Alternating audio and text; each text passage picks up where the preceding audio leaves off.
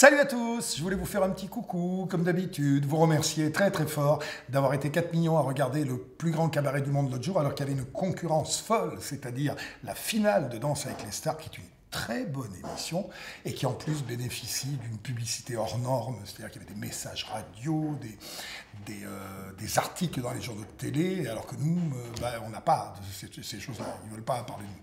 Mais c'est pas grave, vous avez quand même été 4 millions à nous regarder, et j'espère que ça vous a fait plaisir. Je sais que vous avez adoré le numéro des ombres de Pilo Bolus, on vous le repassera dans la prochaine émission qui sera au mois de janvier, puisque là, on prépare celle du 31 décembre qui va être vraiment formidable.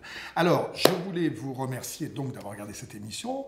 Et puis moi, ce soir-là, comme l'émission est enregistrée, j'étais sur scène à Mandeur. Et la veille, j'étais à Vittel. Et avant, j'étais à Reims. Et je voulais aussi vous remercier si vous êtes venus nous voir sur scène de l'accueil, parce que vraiment, cette tournée Imitation et Confidence se passe plus que bien. Vous êtes debout à la fin à chaque fois, pas pour partir, hein, pour nous applaudir. Et puis, ça me permet aussi après le spectacle d'aller signer des disques, des bouquins, des photos, de parler avec vous. Donc je suis ravi de vous rencontrer. Dites à vos amis, si vous avez aimé le spectacle, de venir nous voir. On va être le 2 décembre au Thor, à côté d'Avignon. On va être le 15 à Metz, je lis, parce que c'est marqué là. Le 16 à Nancy, donc le 15 à Metz, le 16 à Nancy et le 17 à Poligny. Voilà, vous pourrez assister à ce spectacle, donc, Imitation et Confidence. Je voulais vous donner aussi rendez-vous le 10 décembre pour Les Années Bonheur, une très très belle émission des Années Bonheur, et vous remercier pour l'attention que vous prêtez à la fois à mon album qui vient de sortir, qui s'appelle Il faut qu'on se lâche, qui est vraiment pour moi l'album le plus de fête que j'ai fait depuis le début, qui est vraiment un truc pour danser, pour s'amuser, et puis l'album de Lisa Angèle aussi, que je sais que vous appréciez beaucoup. Et à ce propos, les gens qui sont venus me voir à Reims, Vittel et Mandeur ont eu la surprise de voir en première partie Lisa Angèle. Donc si vous venez au Thor, à Metz, à Nancy, à Poligny, et puis les galas d'après, il y a des grandes chances qu'en première partie, vous puissiez assister à 4 chansons de Lisa. Elle a fait un carton en première partie. Et pour ceux qui l'aiment et qui voudraient la voir sur scène, je vous propose de venir la voir donc en première partie de mes spectacles. Que vous dire d'autre? Que je vous donne rendez-vous aussi, si vous écoutez la radio, le 30 novembre, dans la nuit, avec ma copine Evelyne Adam.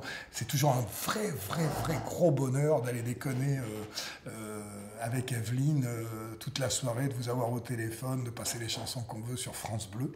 Une sensation de liberté extraordinaire. Donc ça, c'est la nuit du 30 novembre. Et puis, vous parlez aussi de ce que je suis en train de commencer, parce que vous savez que je n'arrête pas. Je suis en train de commencer à écrire le prochain livre.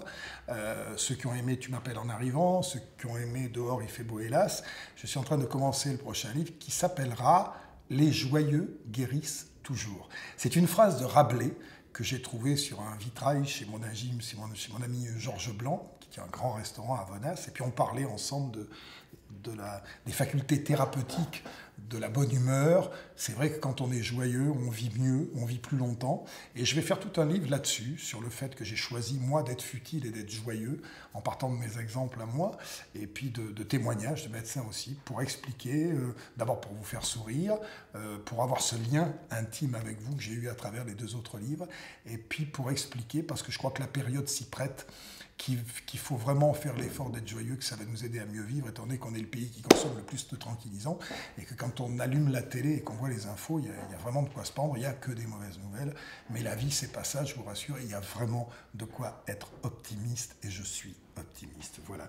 C'est à peu près tout ce que je voulais vous dire, vous embrasser, vous raconter peut-être des petites blagounettes, les dernières qui tournent dans le quartier. C'est un monsieur qui voit que sa femme fait la gueule, il lui dit « Mais qu'est-ce qu'il y a? Tu veux que je t'achète une bague, un collier, une fourrure ?» Et la femme dit « Non, je veux divorcer. » Et le mec dit « Ah, je comptais pas mettre autant. » Ça, c'est la première. Et la deuxième, que j'aime beaucoup, qui est l'histoire qui explique pourquoi le chien est le meilleur ami de l'homme. Parce que vous ne le savez peut-être pas, mais le chien est le meilleur ami de l'homme, et je vais vous en faire la démonstration. Vous êtes chez vous, vous dites à votre femme « Prends le chien, va dans la rue et mets-le dans le coffre de la voiture. » Donc votre femme prend le chien, elle met le chien dans le coffre, elle ouvre le coffre, elle met le chien dans le coffre de la voiture, et au moment où elle met le chien dans le coffre de la voiture, vous poussez votre femme dans le coffre, vous voyez, et vous enfermez votre femme avec le chien, vous fermez à clé, et vous revenez 2 heures plus tard. Et quand vous ouvrez le coffre, à votre avis, qui vous fait la fête?